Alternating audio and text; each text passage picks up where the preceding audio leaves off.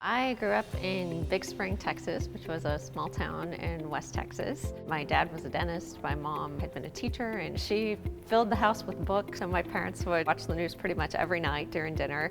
And I noticed that everyone who would come in and speak on these profound issues of the day was a lawyer, and it instilled in me the idea that to have a voice in society and to be able to make a difference on the issues that I cared about, that I should probably look at going to law school, and that's exactly what I did. When I came to ACU, the professors that I encountered encouraged us to take an active role in our communities, in our culture, and really try to work for good and work for justice. A lot of the skills that I developed working as a writer on the school newspaper are the same skills that I use in writing briefs. It's all about taking something that's kind of complicated, something that might be kind of messy, and just breaking it down into a really simple story that's easy to follow. Studied very hard at ACU and ended up doing well on the LSAT, and our pre-law advisor, Professor Haley, was the one who told me, hey, you should apply to Harvard. It was not on my radar. I would not have, submitted that application but for that conversation with him, and I thought he was joking. I figured I would, go to, Texas Tech or Baylor or, somewhere in Texas. I'd never lived outside of Texas. In fact, ACU was the big town compared to where I had grown up, and I got this call from Toby Stock at Harvard. I had a very impromptu interview and it went well, and I think later that week I ended up getting my acceptance, and they sent me a t-shirt, Harvard class of 2009, and it was just the greatest dream come true. I know that's completely cliche.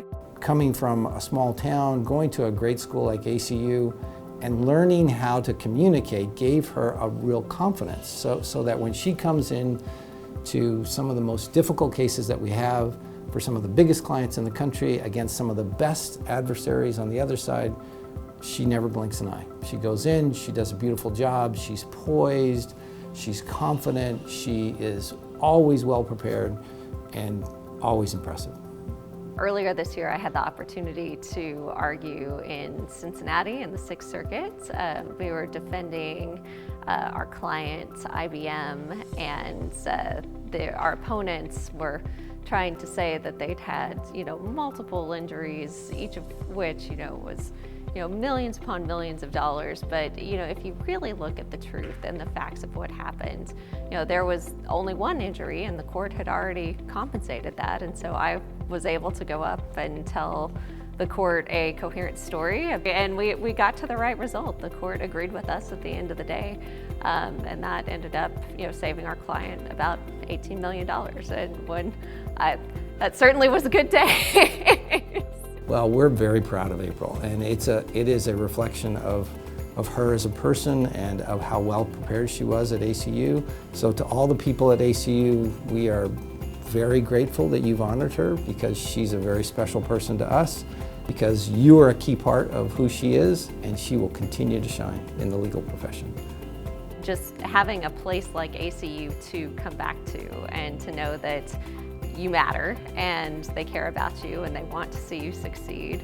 And whenever I come back to Abilene, it always feels like coming home, and that's something special that it's hard to find at many other colleges.